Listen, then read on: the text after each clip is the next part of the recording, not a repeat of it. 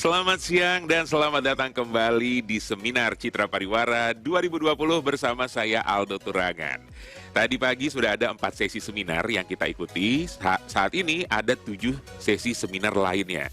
Dan untuk informasi dan juga jadwal dari seminar apa saja yang bisa Anda ikuti, sampai sore nanti silakan Anda bisa lihat di Instagram @citrapariwara.id.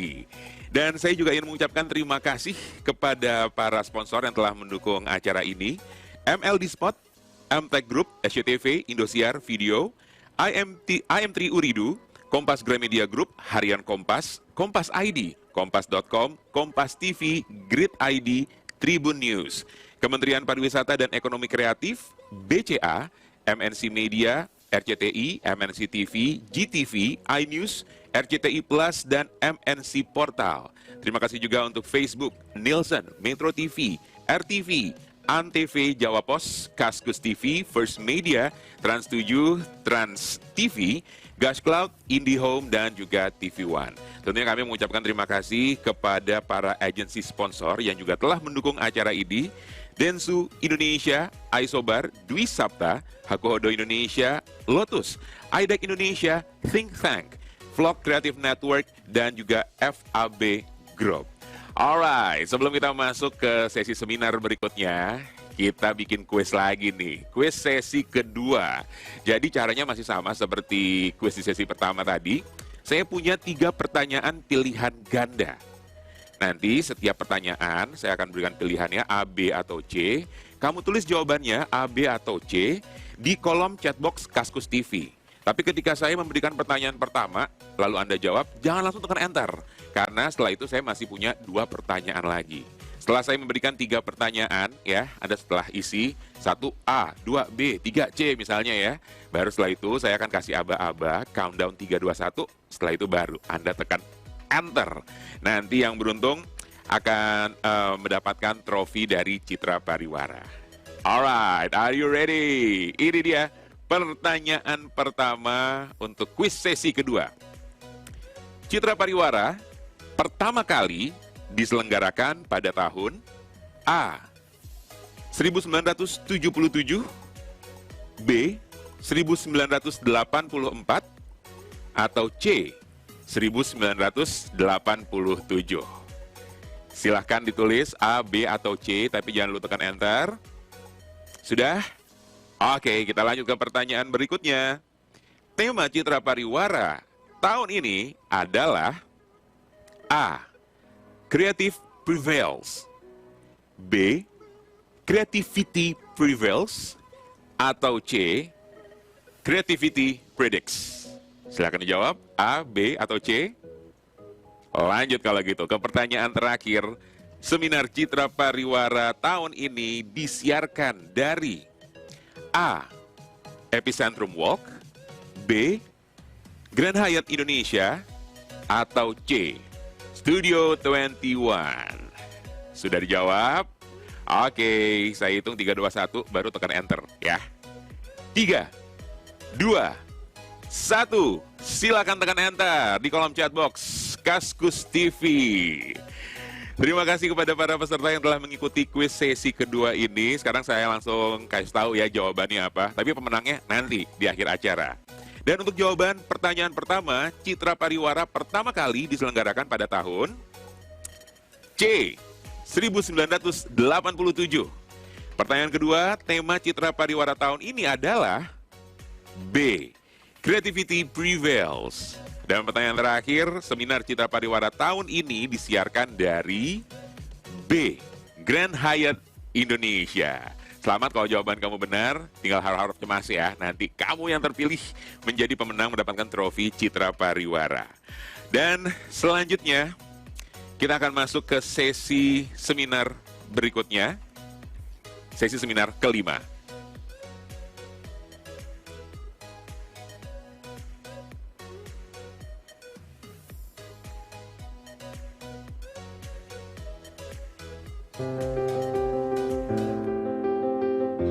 Mungkinkah ku bayar belanja tanpa sentuhan?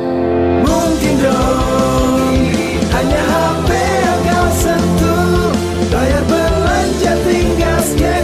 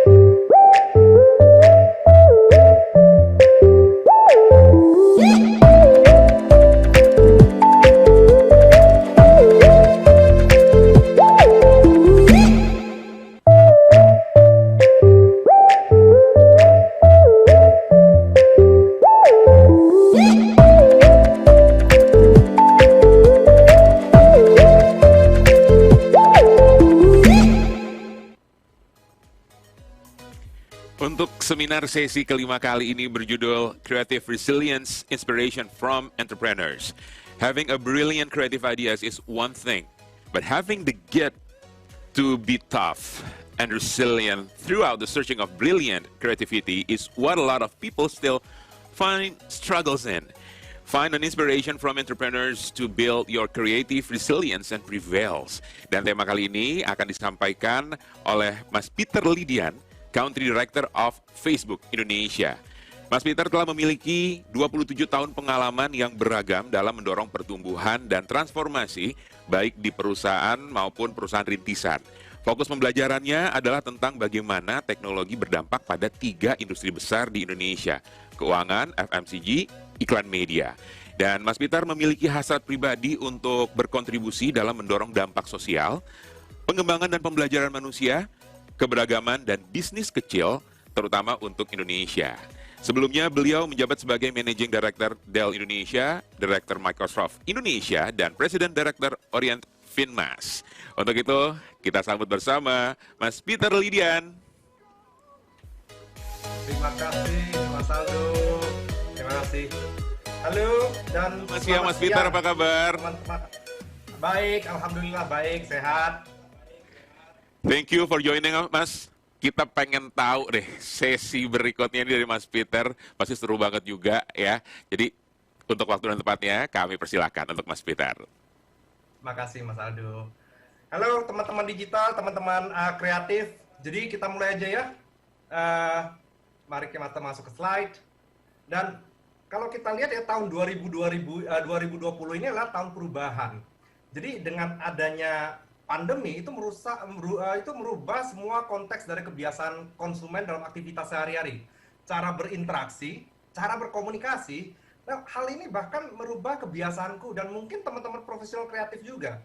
Jadi selama ini aku pikir ya, 15 tahun saya ada di dunia digital dan segalanya itu, saya berpikir bahwa saya terbiasa melakukan video conference, sosial media, messaging, biasa. Dan saya pikir, nggak apa-apalah, pasti bisa work from home. Ternyata salah besar. Karena kenapa? Berbulan-bulan tidak ke kantor, well, I can tell you that's not fun at all. That's not fun. Nah, hari ini kita mau bercerita mengenai perubahan industri yang semuanya dimulai dari sikap konsumen. Kalau konsumen berubah, jelas industri kreatif juga berubah, ya kan? Kalau industri kreatifnya berubah, jelas skillnya atau orang-orangnya itu juga akan berubah kalau mau stay on top of the game. Mari kita go to the next slide. Nah, kita mulai dari melihat apa yang kita lihat hari ini. Kita mulai mengenali dari situasi terkini dulu ya. Jadi mempelajari perubahan sikap konsumen. Ada 3 hal, cara berkomunikasi, ekspektasinya juga, dan kemudian cara mereka berinteraksi. Dan hari ini kita akan mengupas itu melalui 3 hal juga. Pertama adalah kita melihat bahwa shift ke digital dan video luar biasa cepat.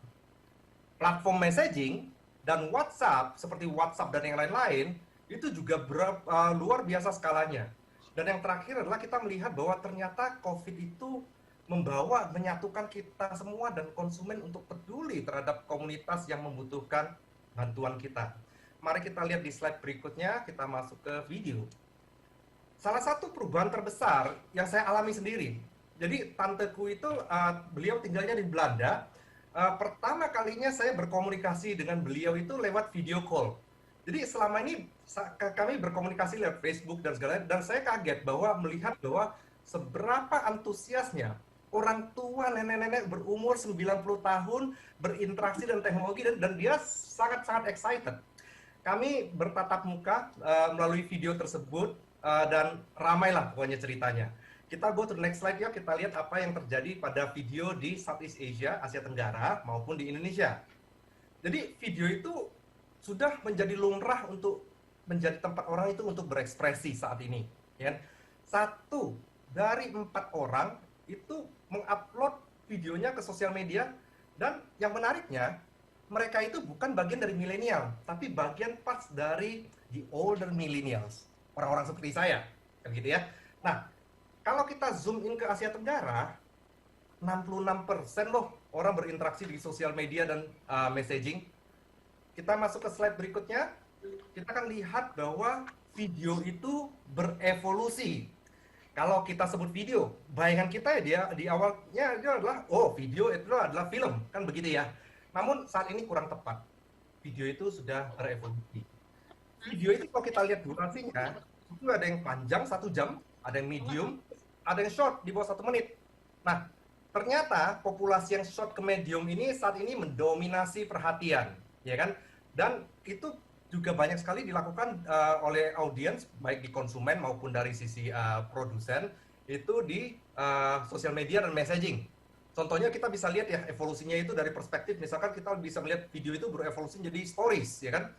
Dan kita juga sering sekali memforward video yang lucu-lucu ya lewat WhatsApp dan segalanya ya. Nah, itu dari evolusinya. Kalau kita lihat dari channel, video itu bukan cuma di-post dengan stories yang lucu-lucu, di-forward juga, tapi video conference itu juga termasuk dari video loh. Namanya juga video conference ya. Jadi kalau saat ini, kalau kita mendengar kata-kata video itu bukan merepresentasikan pada film saja. Ingat, definisi zaman dulu sudah berubah menjadi definisi yang saat ini. Kita ke slide berikutnya. Kalau kita bicara video, mari kita start dari video entertainment ya. Oke. Orang itu maunya nontonnya kalau sekarang, kalau nonton video itu maunya tuh mau nontonnya di mana aja dan kapan saja. Saya sore ini saya ada rencana mau ke Citos, dan dalam taksi saya sudah pasti menonton stand up comedy. Itu salah satu favoritku, ya kan? Nah, kalau kita lihat datanya, data yang kita sajikan di sini, kita bisa melihat bahwa banyak sekali yang mulai subscribe ke dalam streaming service. Tahu nggak, kalau lebih dari 1/3 dari konsumen itu nonton live konser di rumah. Dan yang kita lihat ini menjadi kebiasaan baru, menjadi habit baru. Setelah pandemi kita melihat bahwa tren tersebut akan dilanjutkan. Kita lihat di slide berikutnya untuk video di dalam konteks perdagangan jual beli ya. Jadi kalau kita lihat dalam konteks jual beli, konteks usaha, video itu merubah cara kita itu untuk melakukan jual beli. Fitur-fitur seperti story, live, dan lain-lain dipakai untuk fungsi bisnis untuk menjelaskan produk, berinteraksi dengan konsumen. Nah, untuk berikutnya biar lebih detail ya, kita melihat satu video mengenai bagaimana pemakaian fitur live itu untuk mendorong bisnis UKM. Jadi judulnya ini ya, isi Hasun mau jualan cumi kering. Nah, coba perhatikan dan tebak kira-kira berapa sih modal yang diperlukan untuk membuat video tersebut. Mari kita mainkan videonya, silakan. Next slide Bapak, masuk ke videonya. Yes. สวัสดีครับผมนายฮัสซันสันฤทัยผมขายอาหารทะเลตากแห้งจังหวัดสตูลครับผมได้ไอเดียจากการที่เห็นคนอื่นเขาไลฟ์ขายของก็เลยอยากจะลองดูผมก็รู้แค่ว่ากดปุ่มไปแล้วมันไลฟ์สดอย่างเดียวก็ทำกันไปเรื่อยจนในที่สุดก็เรียนรู้ไปเรื่อยๆครับFacebook ไลฟ์เนี่ยมันถ่ายทอดความรู้สึกผมได้เลยด้วยการพูดไปถึงคนดูได้ทันทีจังหวัดวันแรกกับตอนนี้มันต่างกันเยอะมากครับวันแรกเราก็ทำไม่มีคนดูแต่ตอนนี้พูดอะไรไปคนก็ฟังคนก็ดูที่เขาดูเราเนี่ยมันก็มีกลุ่มมาดูเพื่อความบันเทิงดูเพื่อความเฮฮาปาร์ตี้ทุกอย่างขายได้หมดในบน Facebook ไลฟ์เห็นหน้ากันชัดเจนคุยกันรู้เรื่องตกลงกันได้ความน่าเชื่อถือมันมากขึ้นกว่าเดิมเทคนิคที่ผมเคยทำมาข้อหนึ่งรู้สินค้าของคุณและเล่าเรื่องได้สนุกลูกฉันต้องได้กินกุ้งพ่อฉันต้องได้กินกุ้งข้อสองสร้างความน่าเชื่อถือและโปร่งใสมากที่สุดครับข้อสามแนะนำเทคนิคและเคล็ดลับในการปรุงอาหารข้อที่ 4 เลือกเวลาของการออกอากาศให้ถูกกับสินค้าของเราอย่างผมนี่นะเลือกตอน3 ทุ่มเพราะทำไมเพราะหิวไง ข้อที่ 5 เราต้องรับประกันสินค้าของเราได้ 100%ข้อ 6 คุณดูไลฟ์ต้องสนุกและต้องติดตามเราเป็นประจำข้อ 7คุณต้องเห็นคนดูเหมือนเป็นเพื่อนหรือญาติของคุณนั่นแหละครับ ที่เหลือก็อยู่ที่การบริการหลังการขายแล้วนะครับ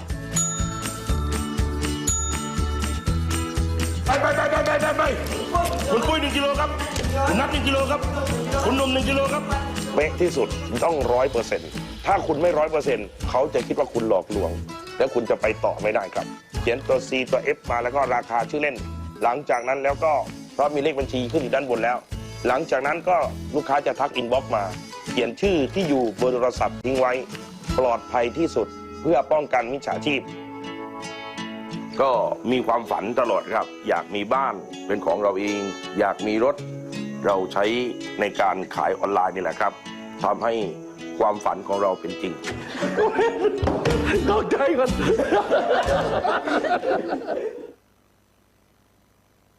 Nah, teman-teman, ingat ya 7 tipsnya si Hasan tadi, ya kan?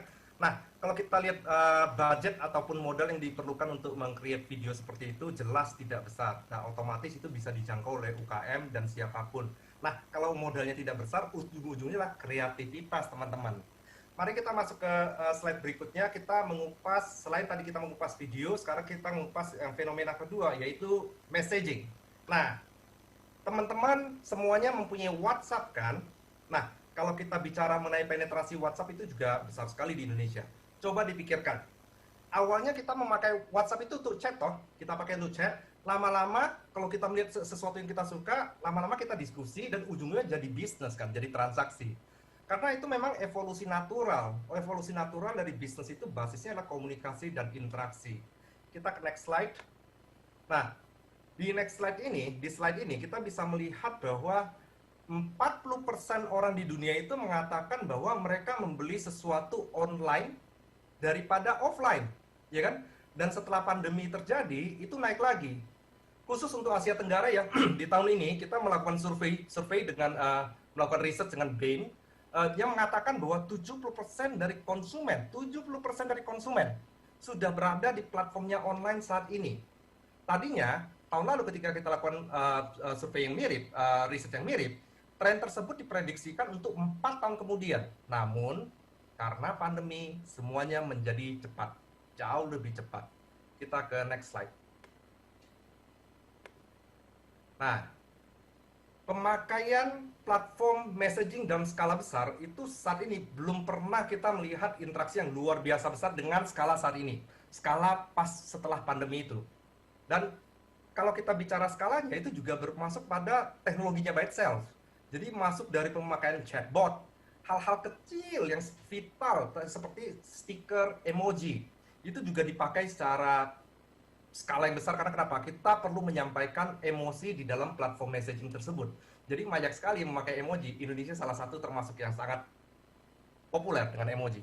Nah, messaging itu juga kita bisa lihat bahwa di pojok kanan bawah, messaging itu juga dipakai untuk menggalang bantuan. Jadi contohnya adalah seperti di Pakistan, itu melakukan fundraising dan banyak sekali contoh yang lainnya kegunaan dari sisi messaging. Kita ke slide berikutnya. Kita mau lihat dari pemakaian di sisi bisnis. Nah, kalau kita bicara bisnis, itu juga adaptasi terhadap messaging, berinteraksi dan pelanggan. Nah, orang nggak bisa datang ke toko kok waktu itu kan, waktu pandemi kan.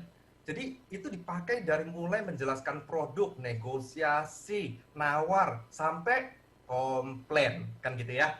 Karena nggak bisa ke toko, nyaman kan, hemat waktu, nggak perlu macet-macetan, messaging menjadi pilihan. Nah, hal ini menjadi hal yang penting untuk diperhatikan oleh komunitas kreatif dalam melayani pelanggannya, dalam hal ini adalah bisnis. Kita ke slide berikutnya.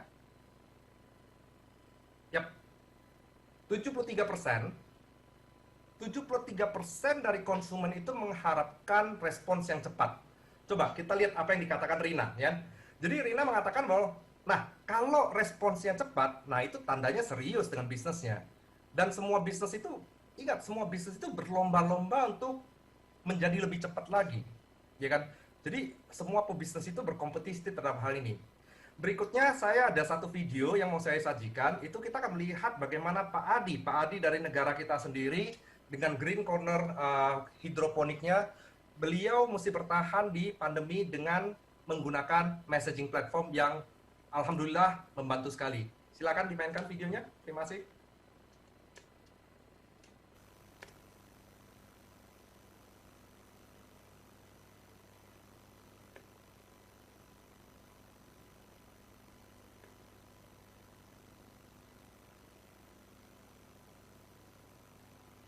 suaranya.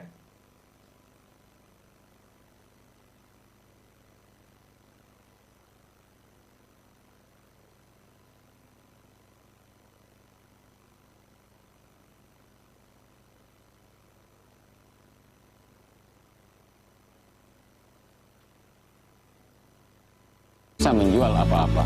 Itu adalah waktu yang sangat sulit, dan saya harus benar-benar berpikir bagaimana. Ini bukanlah sekedar ide baru, tapi ini adalah pertarungan untuk bisa bertahan hidup.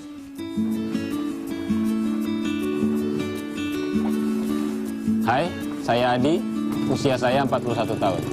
Saya mempunyai sebuah bisnis yang bernama Green Corner Hidroponik yang memproduksi sayuran untuk dikirim ke berbagai mall, restoran, dan hotel di Palembang. Ketika COVID menyerang, bisnis saya menjadi sangat terpengaruh. Pelanggan rutin saya seperti mall, restoran, dan hotel semuanya tutup. Bisnis kami sempat stagnan, bahkan ada waktu di mana kami tidak bisa menjual apa-apa. Itu adalah waktu yang sangat sulit, dan saya harus benar-benar berpikir bagaimana saya bisa bertahan. Saat itulah saya memutuskan untuk mencoba peruntungan dengan menjual langsung ke pelanggan. Awalnya saya pikir akan sulit untuk menjangkau pelanggan. Tetapi akhirnya semuanya menjadi mudah berkat Facebook. Saya dapat dengan mudah menjangkau pelanggan baru dengan iklan berbayar dan membangun kesadaran merek secara cepat di berbagai grup Facebook. Kini sebagian besar pertanyaan dan pesanan yang kami dapatkan datang dari Facebook Messenger. Saya sangat bersyukur telah berhasil menyesuaikan bisnis saya. Dan saya merasa bangga dapat menopang keluarga saya melalui krisis ini.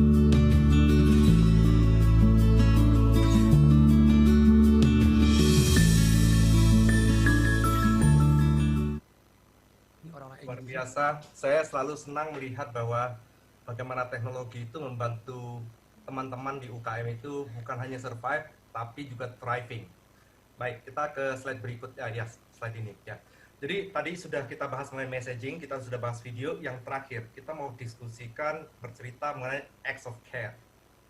Jadi karena manusia itu sebenarnya makhluk sosial, manusia itu peduli sebenarnya dengan sekitarnya dan dengan komunitas. Namun kadang-kadang kita itu memang lupa, kita lupa di tengah hingar-bingar dari segala kesibukannya kita. Nah, saat pandemi terjadi barusan, pandemi itu kembali mengingatkan kita semua akan seberapa pentingnya aksi terhadap kepedulian tersebut. Dan hal itu terrefleksi dalam riset kami bersama Bain tadi. Di saat pandemi, konsumen sangat tertarik pada brand-brand dan pebisnis yang sangat peduli terhadap komunitas, terhadap sesuatu hal yang relevan buat mereka. Ya, kita ke slide berikutnya. Kita mau coba melihat bagaimana bisnis itu bisa mengkonek dengan audiensnya. Nah, brand itu perlu membangun koneksi. Brand perlu membangun koneksi melalui aksi kepedulian ini. Menceritakan apa yang dilakukan brand, apa yang brand peduli terhadap nilai-nilai yang relevan terhadap pada target konsumen ini. Kita lihat hampir setengah dari konsumen di Asia peduli terhadap COVID-19. Kita ke slide berikutnya. Nah, namun kalau kita berbicara mengenai connect dengan komunitas terhadap value, ada satu hal yang perlu diperhatikan. Hal tersebut itu adalah ketulusan. Jadi ketika kita brand-brand tersebut connect dan membangun sebuah interaksi dengan komunitas, hendaknya itu bukan untuk tujuan komersial. Hendaknya itu buat tujuan yang mulia. Karena kenapa? Well, it's the right thing to do, ya kan? Dan sambil melakukan hal tersebut, menunjukkan nilai-nilai perusahaan dan brand dan citra dari apa yang mau ditampilkan melalui komunitas tersebut. Berikutnya biar lebih jelas, kita lihat satu contoh dari negeri tetangga kita, dari Thailand juga, yang beliau itu bermitra dengan komunitas, dan komunitas itu dari online dan offline, dan juga melalui Facebook group. Dan kemudian beliau bisa meneruskan ceritanya ke konsumen. Mari kita putar videonya.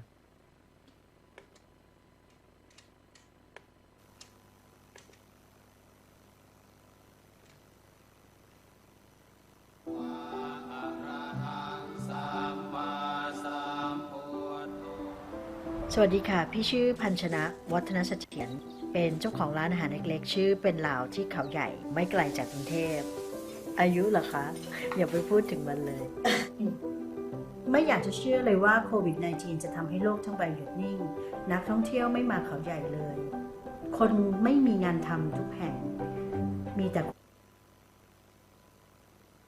หิวโหยยากไร้ซึ่งเป็นเรื่องน่าเศร้าใจมาก โปรเจกต์ Food for Fighters ก็เริ่มจากที่เรารู้ว่ามีความต้องการทางด้านอาหารของทีมแพทย์ มีคนที่ทำงานร้านอาหาร